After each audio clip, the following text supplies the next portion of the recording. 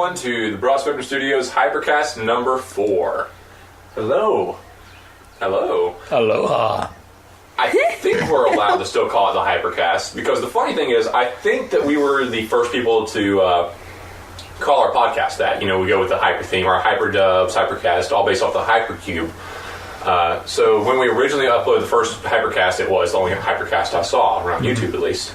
However, we then took like, a 6-month or 8-month year hiatus, and during that time, when I went and uploaded the long overdue Hypercast number 3, I saw all these other Hypercasts out there. So I did see that. Yeah. So we are the original. We know who you are.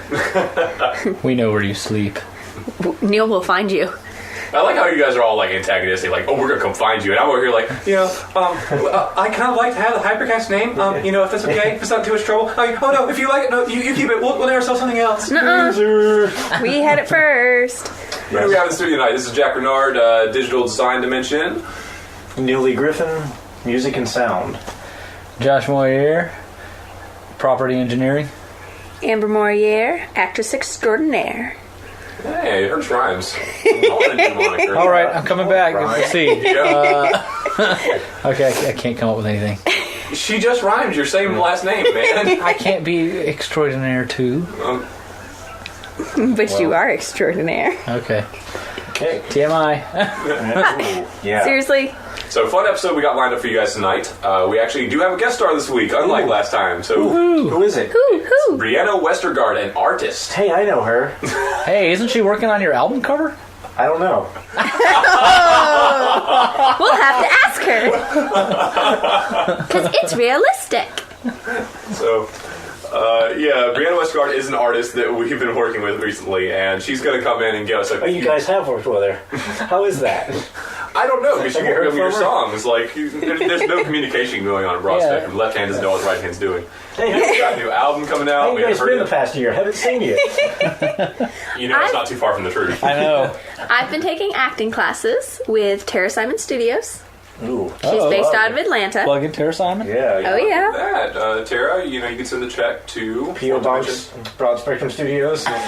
She won't be able to spell that, man. Oh, yeah. No, nobody can. No. Broad Spectrum. I don't even know. I don't even know how we have What is with that? subscribers. All you viewers out there, try it. No. I think our viewers can find it. It's everybody who can't find it. Studios. Yeah, Josh brings a good point. If they know how to say Broad Spectrum Studios, they're on our channel. I'm sure you noticed I have a little bit of a stutter, and I can say it.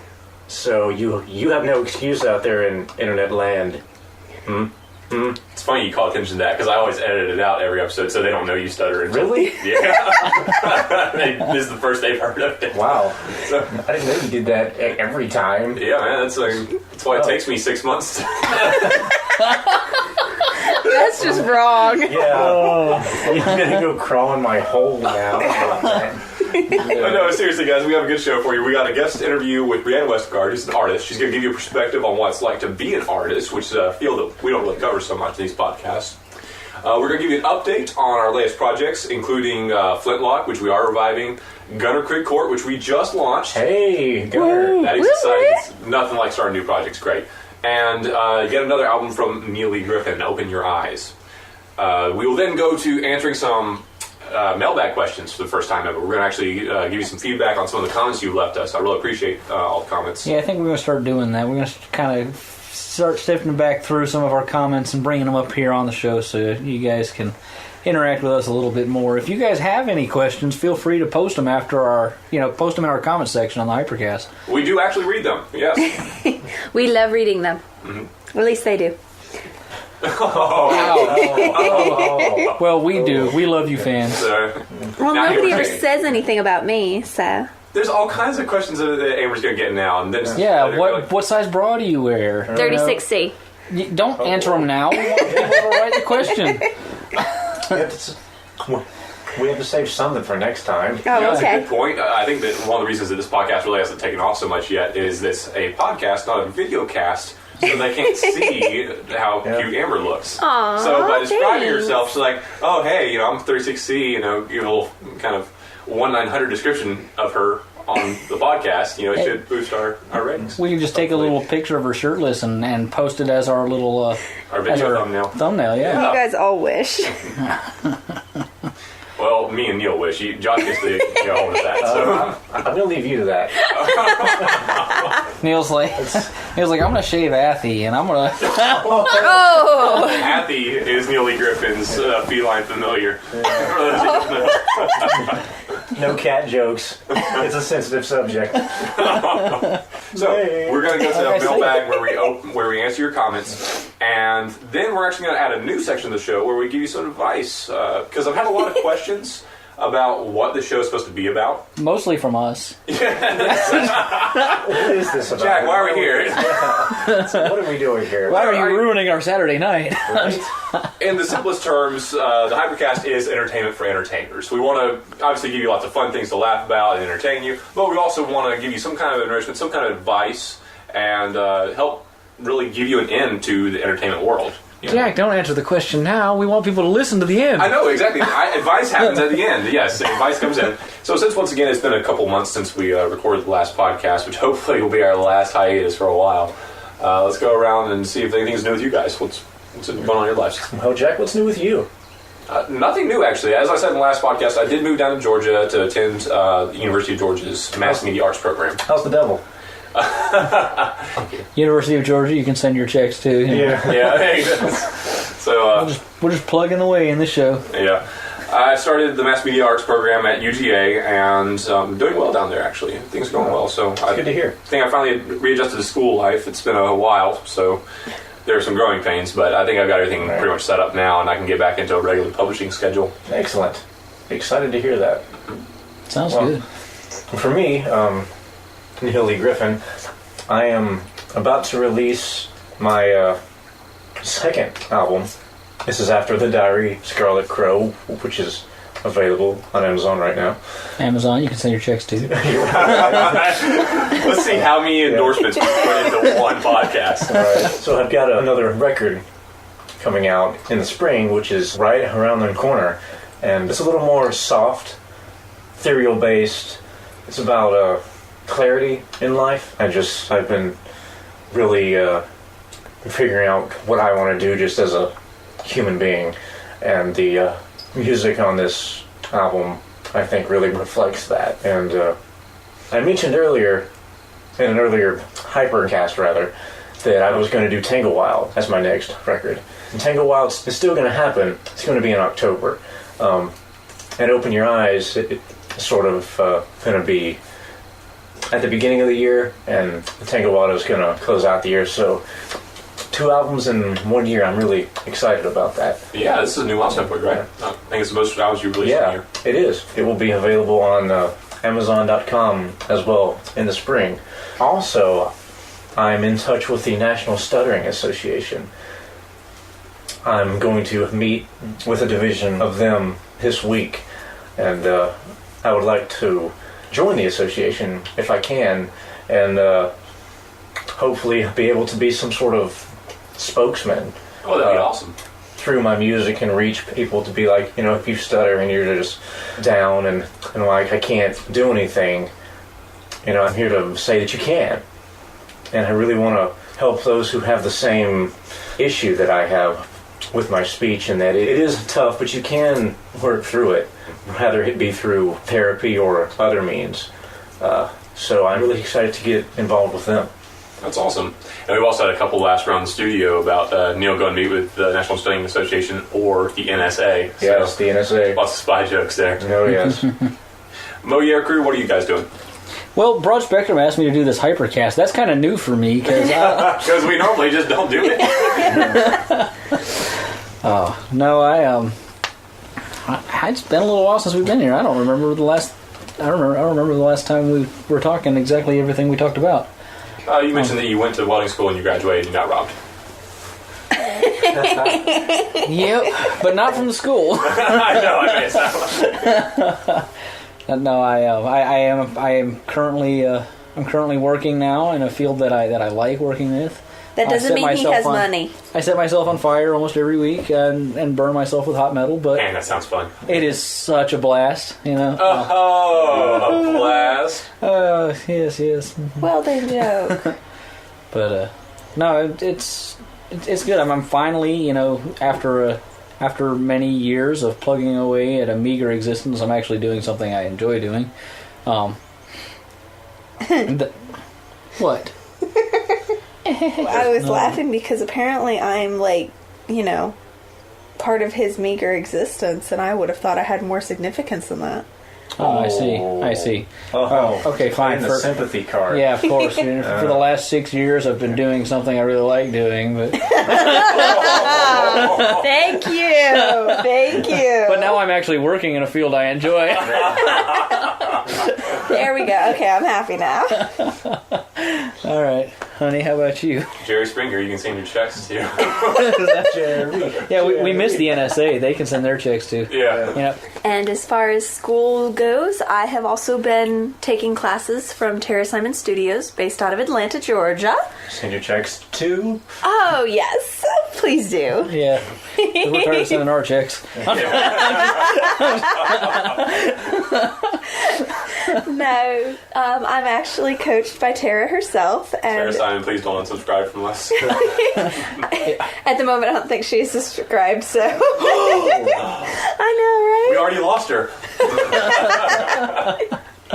No, it's been great. She's a really good coach. She really knows her stuff. She actually is a vocal coach for most students, and then she does theater and acting coaching on the side. So it's not her chosen career. She's teaches voice as her primary career, and so I'm kind of a special case in many ways when it comes to acting. Yes. A very special case. So yeah, she takes lots of extra time and care with helping me develop my acting talent, and it's really starting to come through and show in just every day-to-day thing that I do, as well as with just voice inflections and things like that. And so I'm really excited to be launching Gunner Craig Court, because that will coincide with the last year's worth of training that I've had, and I'm really excited about that. Tom Siddell, please send your checks too. So actually, that's a really good point, Amber. I've directly noticed it myself. I think we've all really improved a lot over the last year. Oh. Even during the Dead Spaces, Agreed. we've still been kind of hunting our craft. Practice. Yeah, we're going to actually talk a little bit more about that later in the show, but I think that we're really just, things are starting to come together for a lot of us. So I'm happy that we're able to advance at this point in our careers, advance with what we're doing. Absolutely. Welcome, ladies and gentlemen, boys and girls, to the Circe to Morte.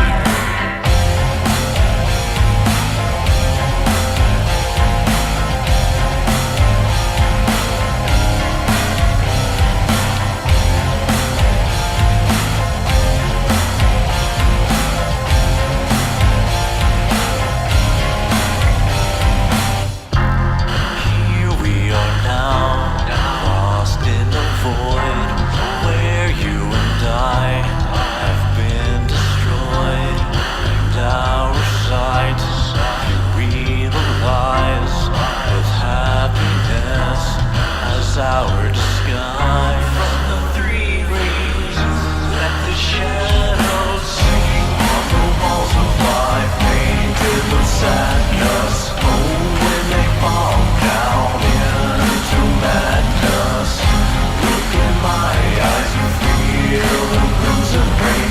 Welcome to Circe de Morte.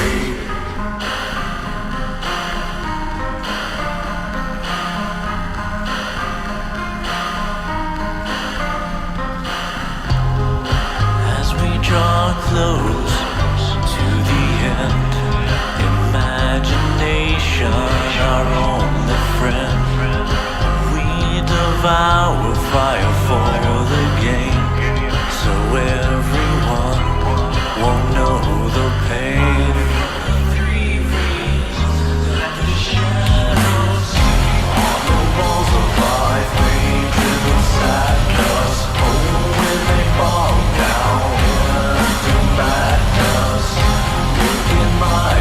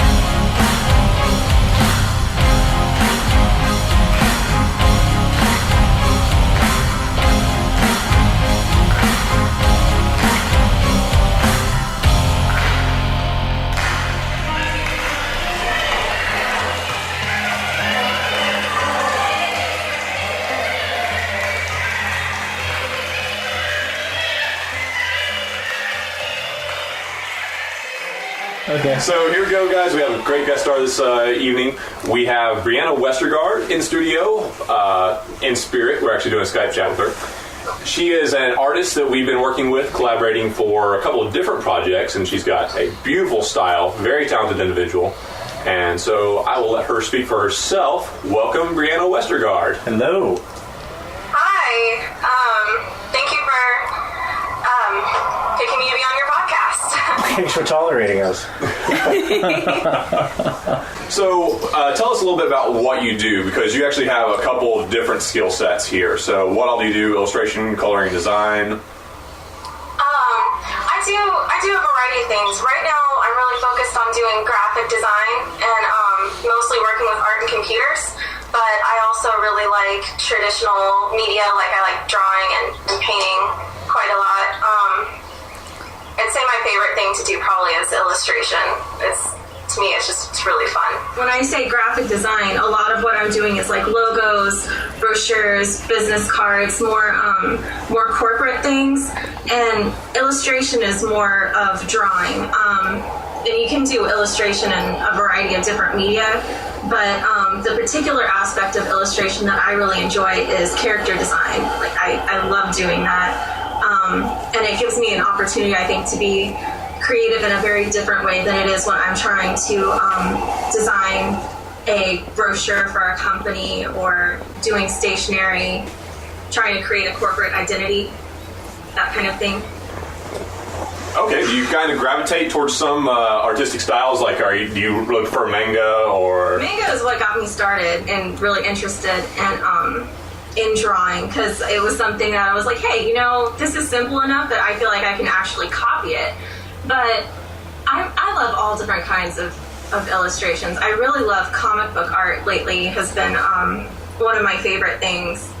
And I've been reading this comic book by Neil Gaiman called The Sandman. It's a series, and through each different chapter in it, they have a different artist. And so you're reading the same story, but it's got so many different types of styles and illustrations. It's very cool. That's excellent. That's actually really classic work. It's a pretty big deal in comic book culture altogether. Mm-hmm. Have you guys actually read that, the rest of the BSS group? I have, but it's been a while. I was, Sandman's been around since comic book shops were big, and a friend of mine and I used to go in there. We'd read them while we were there because when we were a kid, Sandman was kind of pricey. So looking at comics like Sandman that deal with a lot of different artistic styles and influences, is there any particular artist that you really just find a certain affinity for? I feel like I really, really like art that's not so realistic. I like it when it's got its own unique style, its unique view of the world. Do you kind of stay close to the two-dimensional art styles, or do you get into sculpting and modeling as well? I personally do the two-dimensional stuff a lot more. I've taken classes where I've had to do three-dimensional work, and it's really cool. I think it's really interesting, but I'm pretty bad at it. But I recently took a class where it was like art and technology, where it was you doing things like robotics, and it was really interesting. Like I said, I'm pretty terrible at anything three-dimensional, but seeing what other people were able to come up with was super cool. Yeah. Have you ever done anything four-dimensional? Because here at Broad Spectrum Studios, everything is four-dimensional. Yeah, we think that 2 dimensions is kind of really 1977. It's a little bit too lazy for us. No, I can't say I've ever done anything four-dimensional.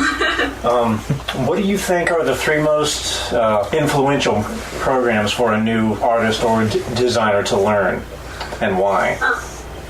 Okay, definitely number 1 is Photoshop.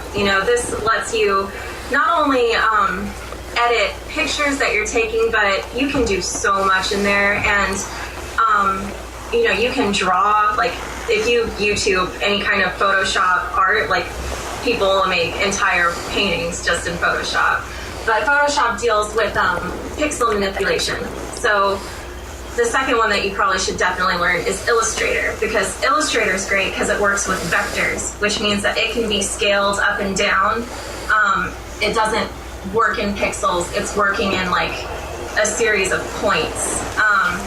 So vector imaging is great if you're going to do logos, if you're doing specific stuff with text that you're going to need to do over and over again and move and manipulate. Illustrator is great, and it's also great to do illustrations in because, like I said, if you want to do like a black and white kind of drawing, then you can scale it any size you want to. And the third one I'd say is InDesign, because that all deals with spreads, and so magazines, anything where you're working with a large amount of text. InDesign makes it a lot easier, and it's what people in the industry are going to expect you to use if you're dealing in that kind of media. Yeah, I'm really glad you brought up Illustrator and InDesign, because Photoshop is naturally the go-to. Everybody wants to learn it, and it gets all the press and everything. But if you are seriously wanting to pursue a career in any kind of graphic design or visual field of any kind, you are going to be expected to learn Illustrator and InDesign. Those are a lot more in the corporate, actual workforce. So, excellent suggestion there. I didn't know that. Yes. I recommend just getting the entire Creative Suite from Adobe. They sell it tons of different places, and it's expensive, but that'll give you pretty much all the tools you need to do any kind of artwork dealing with computers. I know that for acting, that you've got your Hollywood or Atlanta or New York that are kind of your go-to places if you want to break into the career. But for what you do, where would you say somebody would want to be that's kind of like that go-to place to start a career? Big cities. Just like with acting, I'd say any kind of large city, there's going to just naturally be more need for art. Personally, I've heard a lot of things about Atlanta and California, and maybe it's just for me locally, but I've heard also a lot of things about Tampa and South Florida. So I recommend going to a larger metropolis kind of area if that's what you're looking to do. So if you're interested in art, what kind of paying options are there for that type of career? What should you be looking for? Storyboarding or, concept art, graphic design? What's the best, most out there way to get your work out there? Well, I went into graphic design because that's what I thought that would be a paying career in art. But recently, I've seen a lot of advertisements and heard a lot of stuff about video game design. I think that there's a big market for that, and especially in Florida, where I'm at currently. So I think that really anything that is artwork and computer oriented is going to make it that much easier for you to break through and to get your art out there, because there is so much of a demand, and there's so many different things you can do. But I would say, graphic design and video game design and like 3D modeling, I think is very cool, and animation, and that's something else that I think that there's a lot of job openings for. I think a lot of our viewers would be happy to hear that, because I think most of them are gamers, and so they'll be happy to do anything involved in game creation at all. Absolutely. Do you think that having so many easy-to-access publishing outlets like DeviantArt make it easier to enter the art field or harder to stand out? Are you for it or against it? Wow, politically charged. Yeah. I was like, okay, here's an opening question. Now, tell us right now. We're going to judge you. We're going to place you into an anti-DeviantArt camp. Yes.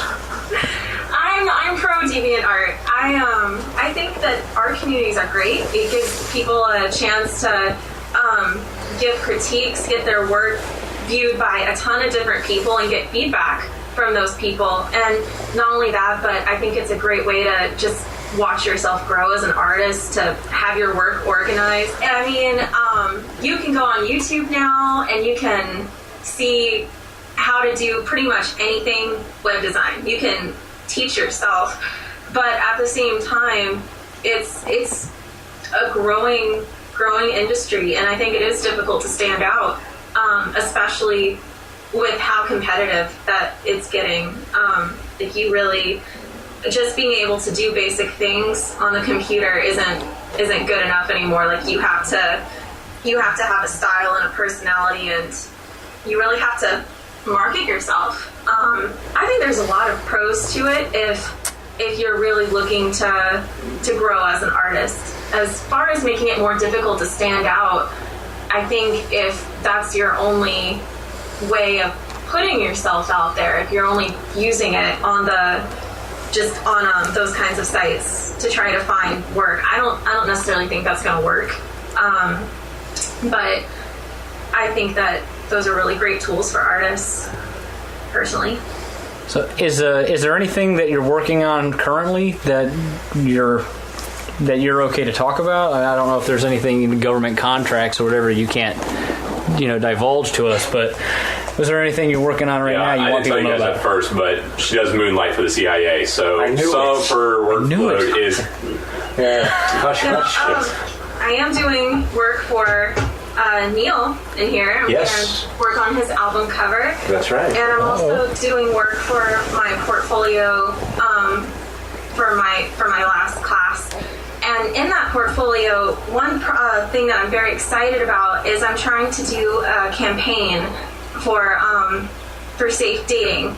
Because right now I currently work with tutoring kids at a domestic violence shelter, and my boss has been taking me to work with these teenage girls and doing a safe dating class. And the teenage girls are at an alternative school, and whenever I go in there, I just kind of see they're kind of bombarded with information. We have great information in these pamphlets, but I'm like, what kid's going to read a pamphlet?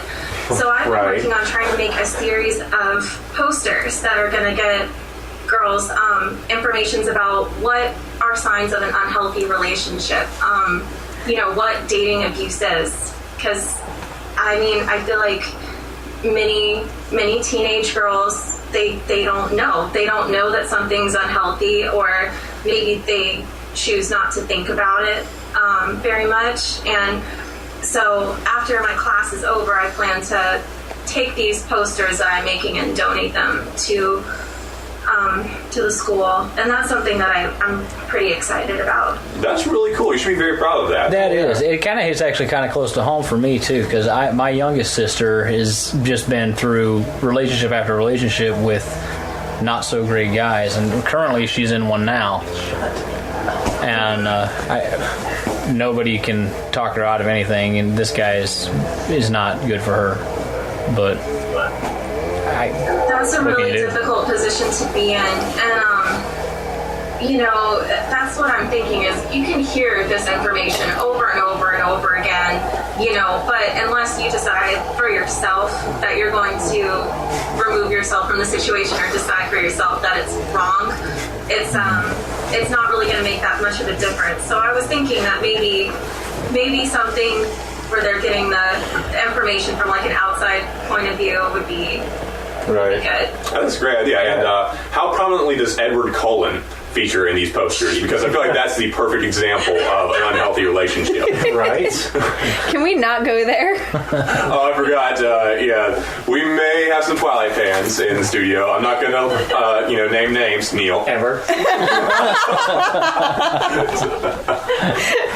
don't know what you're talking about. And visually, what kind of spaces are you exploring with the album art for Open Your Eyes? Like, is this dark, light? Is it happy, fantasy? Is it gothic? What are you playing with there? Well, I'm still trying to come up with some good concepts for it. Neil's been giving me a lot of great ideas, and I was thinking about something that's black and white, and he mentioned that it needs to be very dreamlike. And so I was planning to play with that, and I have a couple of ideas bouncing around of how I'm going to do that. But he mentioned something about a dream catcher. I really like that idea, and I was also thinking about been trying to think of how to really bring like the essence of his songs into the album cover. So it's still a work in progress, but I think that it's going to be very like I think it's going to be very ethereal, very dreamy, and I'm probably going to look at something that's, you know, got some black and white tones, or maybe some like dark blue kind of tones, because I want to make sure that it's consistent with his other album covers as well. I gotcha. Now, hearing this, I'm personally hurt because she mentioned that she wanted the art to match the songs, right? Which must mean she's heard the songs. I haven't even heard the songs for this album yet. What is, man? I caught that. Hey, she's doing it. She's doing the album art for me, so she's got to have some inspiration. Oh no, I understand. No, she's the only one that's allowed to listen to your music now. No, that's cool. That's cool. That's cool. That's cool. You're damn right she is. Until you step up and want to help, maybe. Dissension in the ranks. Yeah. Griffin got some talent. No, I love you, Jack. I love you too. I buddy. mean, really. Yeah, we'll meet in the studio after dark. Oh, yeah. What is your favorite color, and what color do you tend to work with the best? My favorite color is probably blue, and I think I work with black the best. I don't know. I really like making things dark. I'm a fan. Now, with that being said, just curious from an artist's point of view, when I was going to school, I would always get, you know, black is not a color, it's a shade. Black is not a color, it's a shade. So, is it a color or a shade? Yes, from the artist. I want to know so I can call all my teachers back and tell them they were wrong. Yeah, we're like building this political platform for you. Pro-deviant art, color is not a shade. Okay, yeah.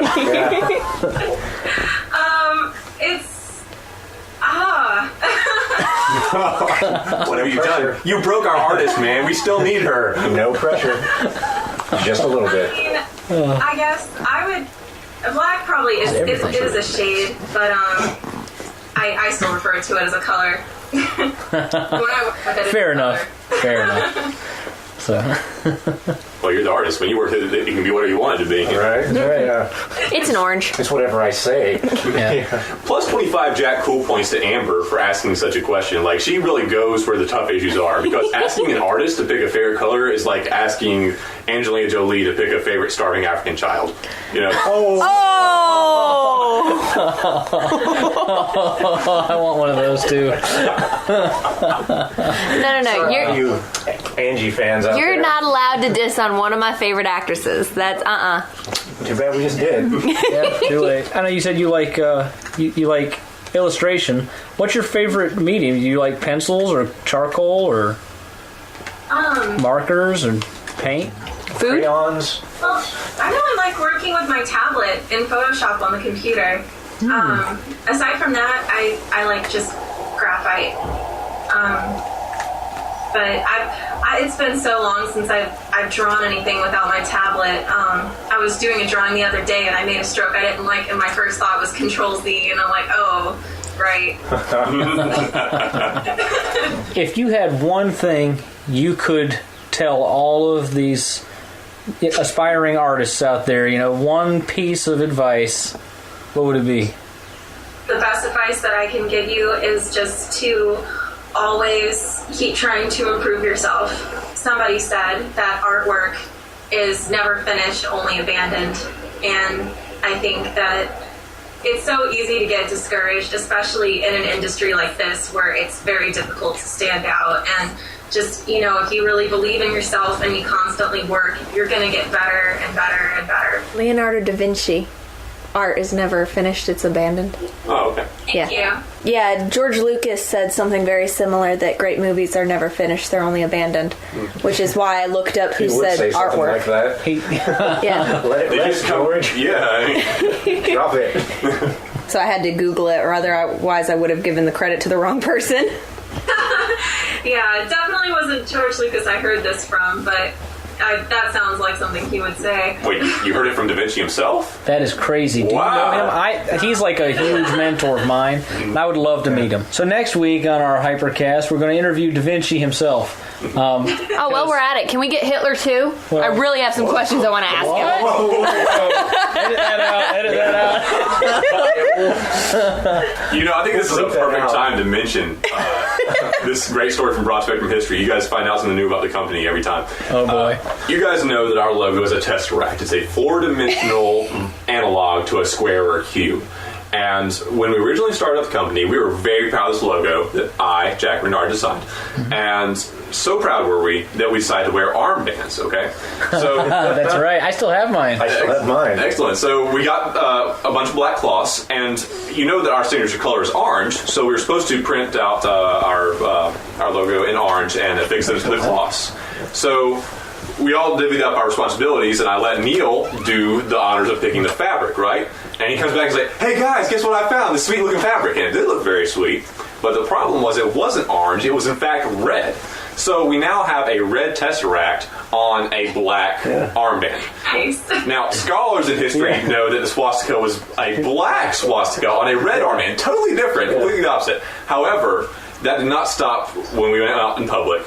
Every reaction we kept on getting was, why are you guys wearing swastikas? What's up with the Nazi armbands? Because people thought that our tesseract looked like a swastika. So we changed it to the Include our entire logo. and made the swastika coming tesseract a lot smaller. The swashteract. Yeah. Cow. So anyway, that's where the Hitler reference comes from. Because he totally imposed on our logo. Yeah, we had it first, man. Okay, I think that does about wrap it up, guys. Brianna, thank you very much for joining us. We really appreciate you having you on the show. Yes. Absolutely. You're a for wonderful, being here. wonderful guest today. And tolerating us. Tolerating Neil. Yes. We all tolerate Neil. He doesn't know. I want to thank you guys for that. It means so much. Yeah, whatever. All right. Well, thank you guys for having me. It was really fun. Absolutely. Anytime.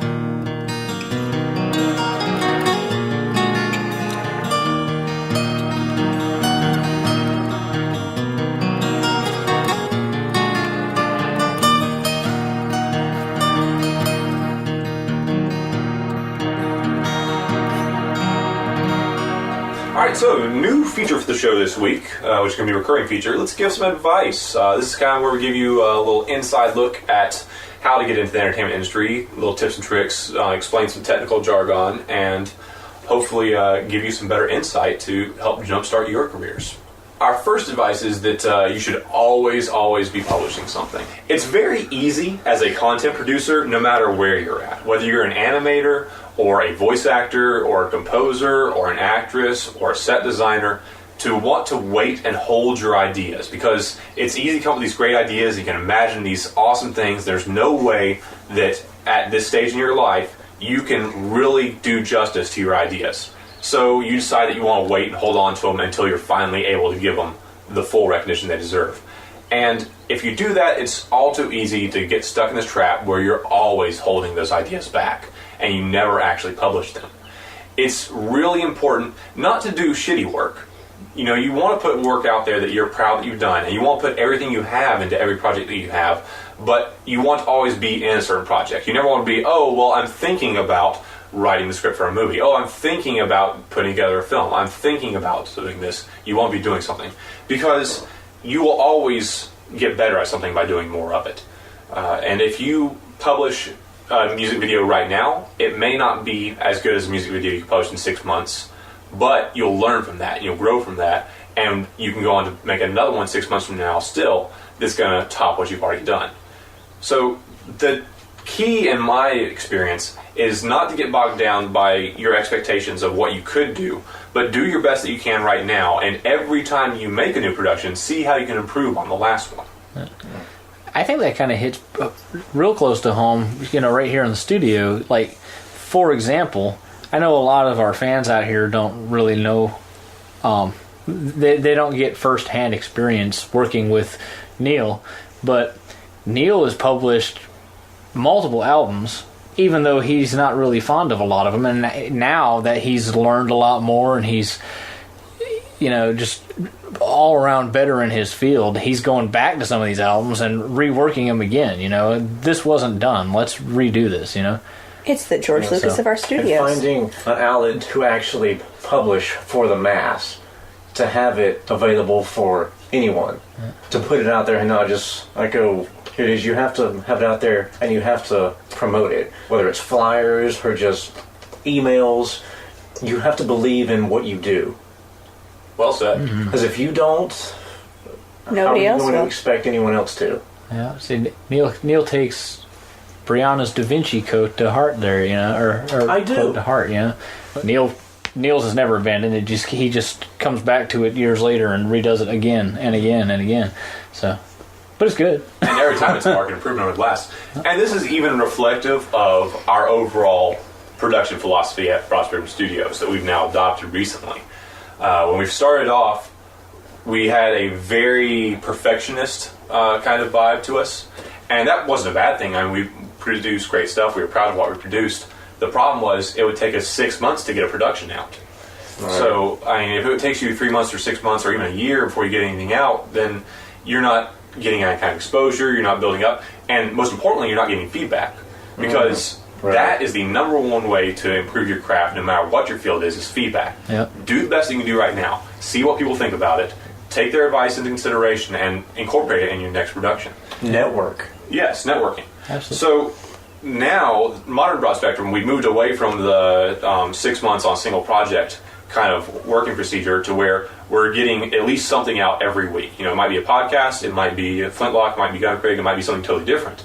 But we are having these constant stream of updates, and we want to go ahead and keep that alive because it helps us improve, we get lots more feedback, and it helps our exposure as well. So, first piece of advice, always be publishing. Always be publishing.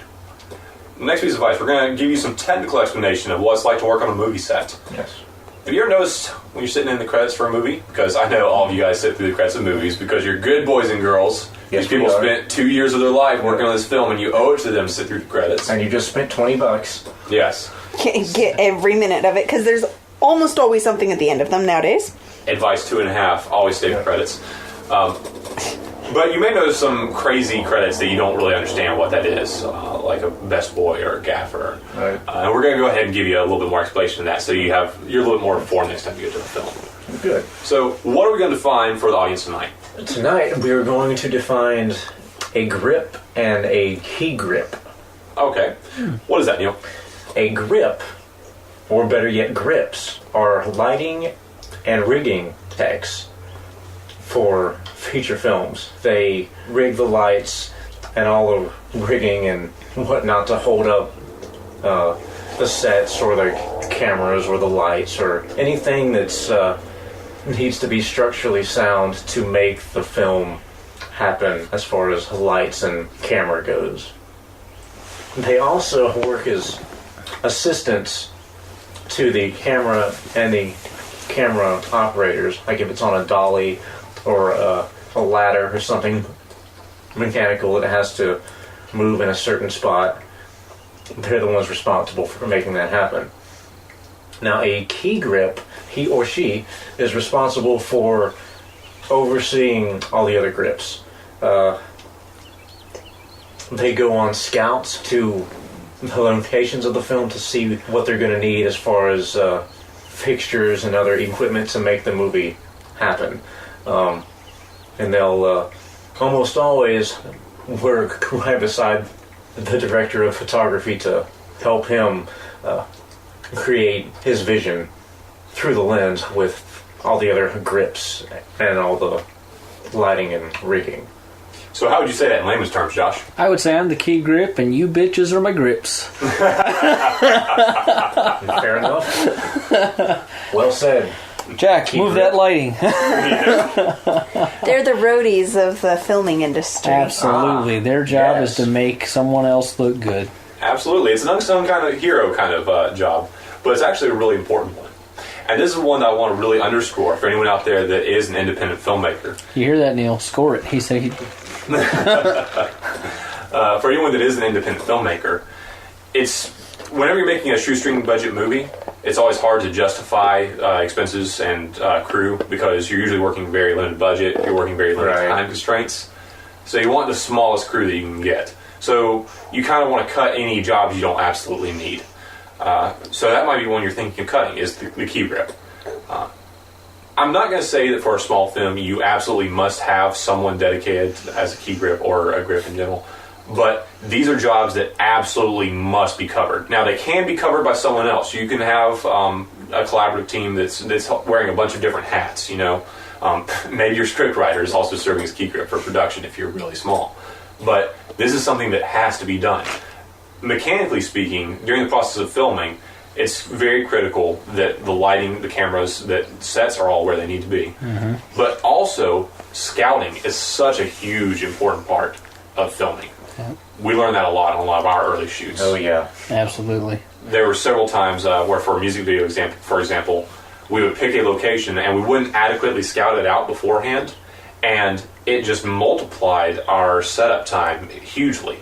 And we spent 14 hours on a shoot when we could have spent 4 hours. Yep. So setup time and scouting are critical things that you absolutely cannot forsake. These are the roles that a grip or key grip usually plays during the production, and it's roles that you want to have filled for yours.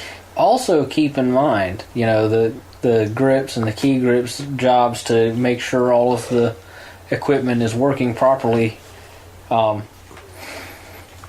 In the instance that you have a scene that took you months to set up and 10 seconds to shoot, you know, you're getting ready to destroy something, you've only got one shot at it, you want to know you've got that shot. Absolutely. Yeah. Especially when it gets to the big budget level. Absolutely. Yeah. You don't want to blow up a whole city and realize you had the lens cap on. Right. Yes. So, second piece of advice, that's what a key grip is. Moving on to our final piece of advice. The final advice column. I think we have a special message from Neil tonight on that. That's right, Neil. Yes. I'm going to speak a little bit about stuttering, and there's no known cure for it, because nobody knows really what causes it. About 3 million Americans stutter, and males are 4 times more likely to stutter than females. It's not a physical thing.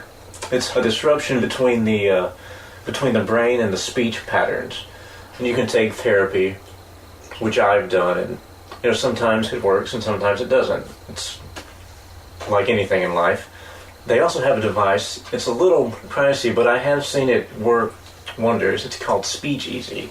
It's almost like an earwig, and it goes in your ear and it shifts your own voice up or down, or wavers it, or echoes it back to you, and that tends to alleviate the stutter. And I do a lot of music, and if I'm on a stage talking into a microphone and there's a lot of reverb or something, or delay, it really cuts down on my stutter. Or if I'm stuck on a word and someone else says the word that I'm trying to say, I can automatically say it. Huh. It's called the choral effect. So the Speech Easy mimics this with your own voice. Okay. It works for some, and some it may not. And for me, I actually had the opportunity to try it out, and regretfully, it did not help me, or I felt it didn't help the effort that it took to speak, I'm sorry, or alleviate that in any way. You know, but what you gonna do? Another thing is, you don't stutter when you sing. And I don't have one of the best voices by any means, but growing up loving music, it's really the only time that I'm free of it. And in that respect, it means a lot to me to be able to sing my own material and just be free of the bond that is stuttering and all the stammering, and just it's all the effort that it takes to speak just vanishes. And it's kind of it's a strange feeling, just to be stuck with something and then you do something specific and it just vanishes. Yeah, that's really strange to me. Like, I didn't realize that's how it worked until I met you. Yeah. A lot of inspirational stuff tonight here with the... Yeah, it is, actually. The NSA and Neil's advice to people out there with speech impairments, and Brianna's advice, or Brianna's... The posters. The posters for the dating abuse. Yeah, it's a little more of a serious episode tonight, but I'm okay with that. Yeah, and if you do stutter and you want to talk about it or something, I have a Facebook page up. It's called Scarecrows. In certain mythologies, the Scarecrow is a being that cannot walk or talk, but yet he knows all about the world. And not to say that those who stutter are better than anybody else, but we're not as stupid as the media portrays us to be. And that's something I really want to stop. That if you stutter or stammer over your speech, that you're retarded. And that's just, it's hurtful, making fun of a disability like that. But, like I said, I've got a Facebook page, and it's called Scarecrows, and we'll have a link. And Scarecrows actually stands for the South Carolina Association for Raising Education Concerning Restrictive Oratory Walls. And I know it's a mouthful, but what you gonna do? If you can say it, anybody can. Right. So if you're out there and you stutter and you want to get in touch with me or just chat, you can find me on the Scarecrow page. Awesome. So, final piece of the advice column tonight. Don't be afraid, and don't let stuttering or any other kind of impediment hold you back from your dreams of what you want to do.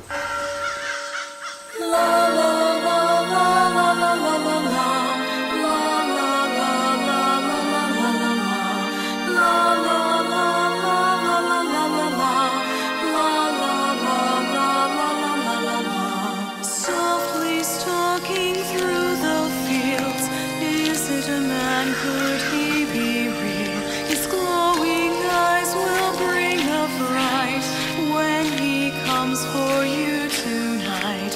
When the Scarecrow comes to play, he'll eat you up if you get in his way. When he comes to reap the field, that's when you will know he is real.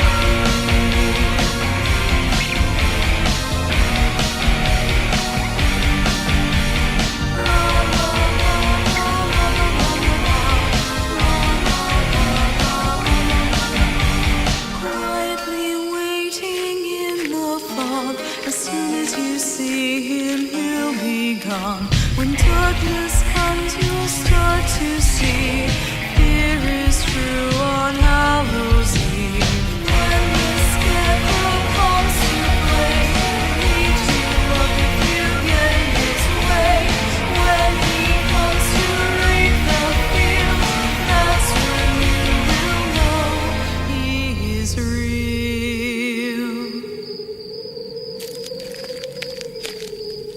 La la la la la la la la la la la.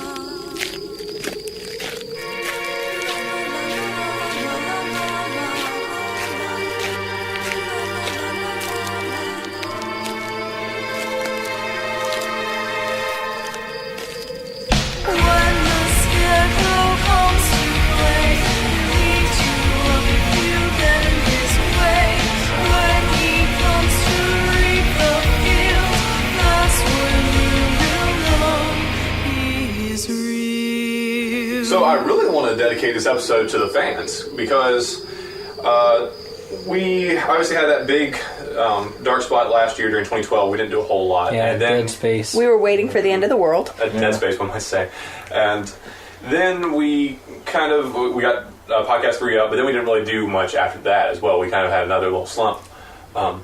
So we've only just now gotten back in the swing of like full-time production, and it's been very exciting, and it's really good to get back into that.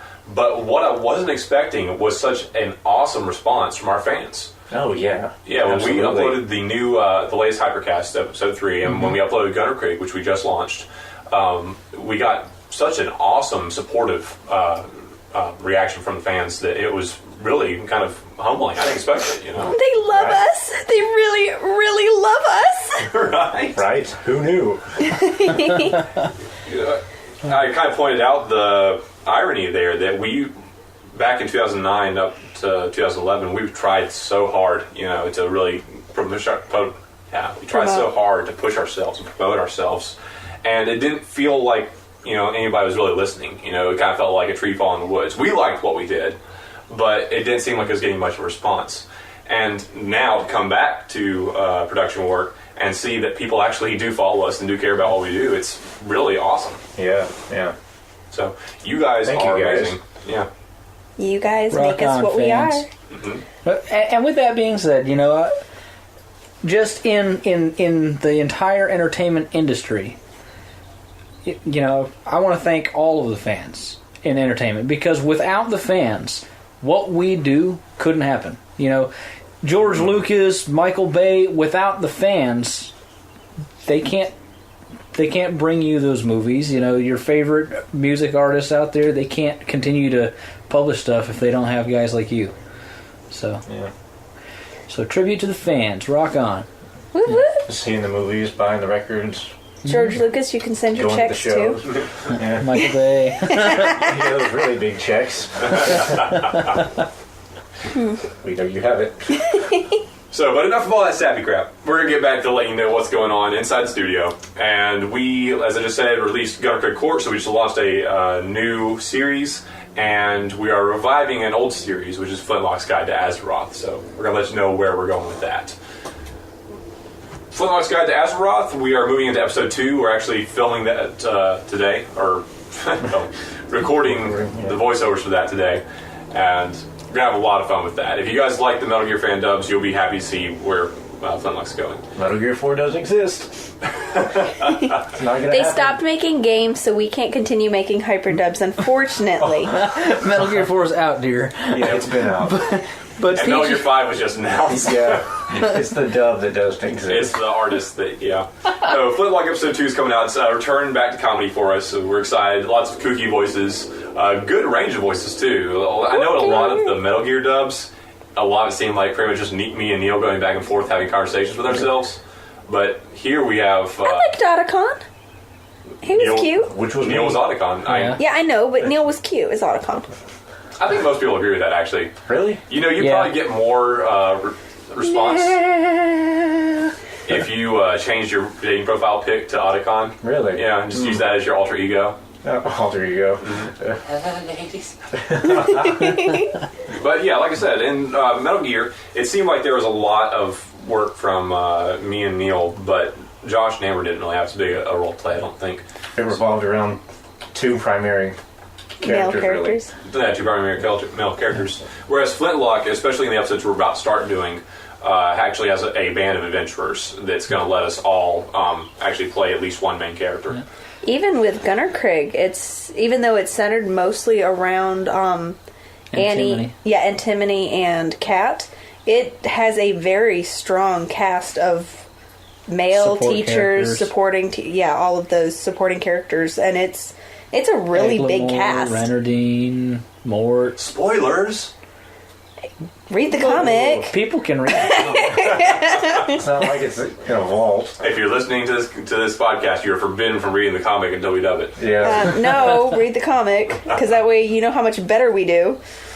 Oh, whoa. Sorry, Tom. Oh, Tom Siddell will send our checks to. That's not what I meant. You guys suck. So, but Gunner Creek Court is the big news, because we just announced that. We're kind of Alright. celebrating. We got our celebratory tacos in the studio tonight. Woo! Tacos. Next time I want celebratory pancakes. Pancakes? Pancakes? I couldn't think of anything It sounded funny. like you were going somewhere else with that. Yeah. I was, but I Said couldn't think of celebratory. I'm like, anything. you mean celebratory or statutory? I like the way your mind works. What? Yeah, what? Every day is a new adventure for Josh Moeller. That's for damn sure. He finds something else about his wife. All he had to do was listen. This is nothing new. So we did just launch Gunner Creek Court, and we're really excited about it. I'm glad we have it came together. I did a lot more animation work on this than I did in Flintlock, and I think it really improved a whole lot, you know. Totally agree. It's a lot more fun to watch than just a bunch of panels just sitting there static on screen. So I'll be, once again, doing more animation in Flintlock as well, because we've gotten such a good response from that. Excellent. I actually had the opportunity to do an original score for Gunner and Craig, and we'll continue to do so over the course of the entire series, being able to add in more themes and variations, and I'm really excited about doing it. Yeah, I really like what you did for episode 1 already. I can't wait to see what happens for the next episodes. Absolutely. I'm absolutely loving the rolling credits of episode 3. Look for that. Foreshadowing. Wow. Ooh. It's okay, we don't know what it is yet, but we'll figure something out. Just like the writers of Lost, we don't know. They all woke up dead. Just like last October. We don't know. Exactly. I think it was 2 years ago now that October that missed. Was it? Missed. Was it October 2011?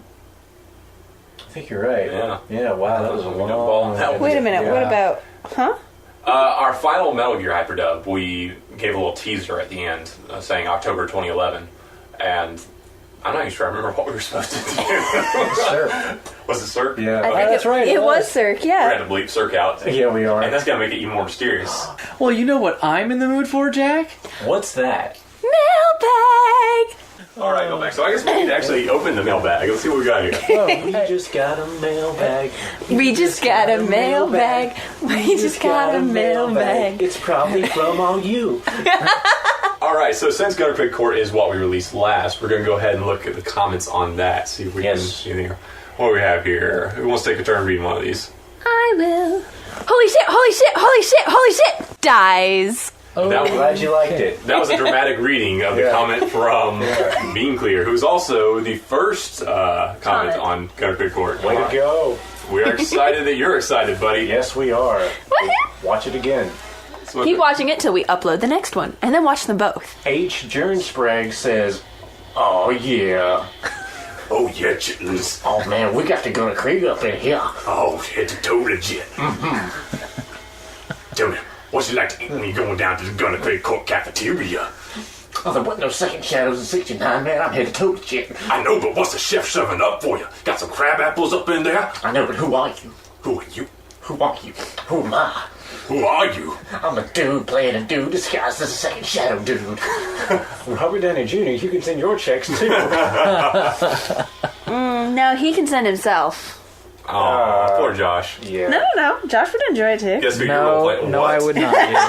Wow. Oh, Neil would enjoy it. yeah. I might have. Rob, I love you. He was like, call me Jarvis. Call me Jarvis.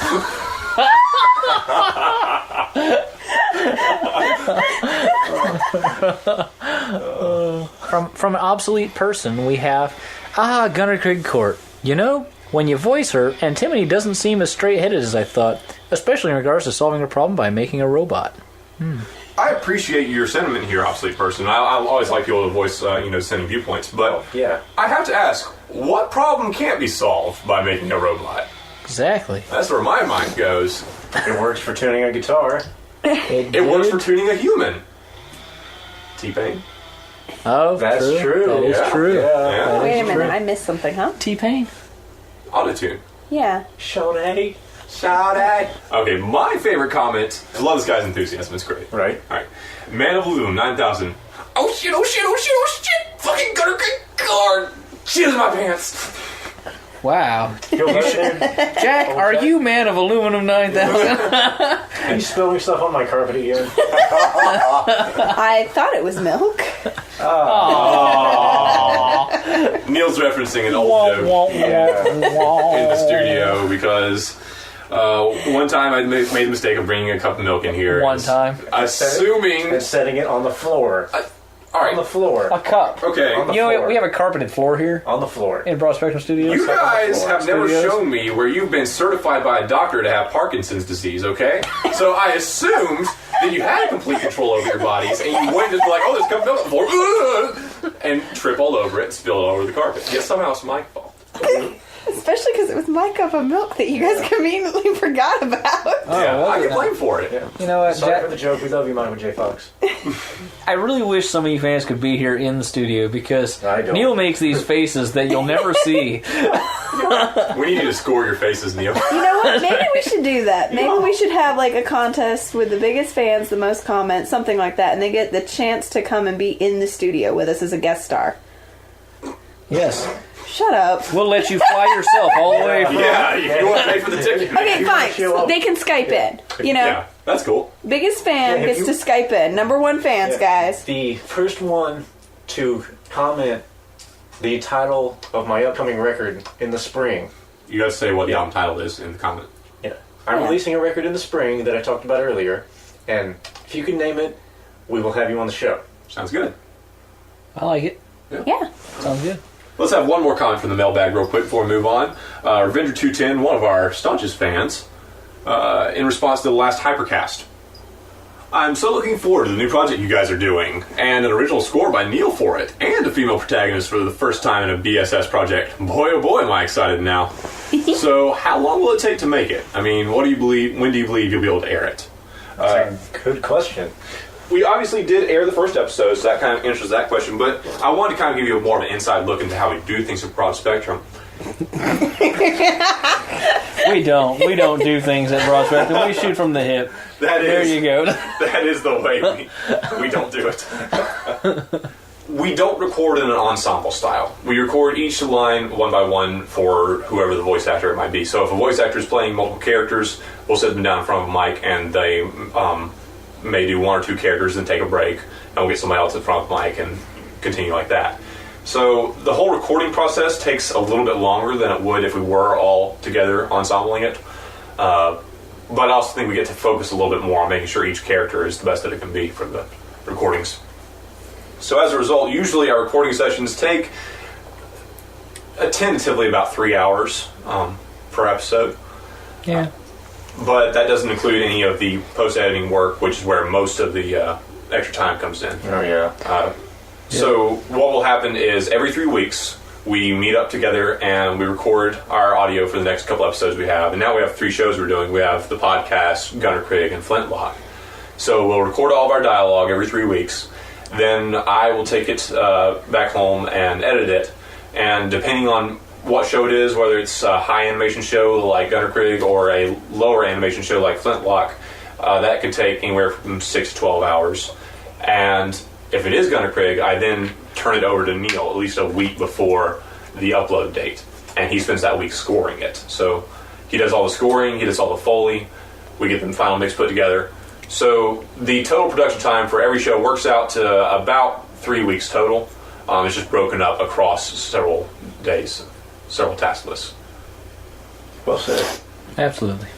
All right, so that wraps it up for this episode of the Hypercast. Really appreciate everybody listening. Really appreciate all the awesome fan response. Yes. Absolutely. Thank you, guys. Yes. We love you. If you guys have any questions, please feel free to post them in our comments section so we can open up our mailbag next week. Yes.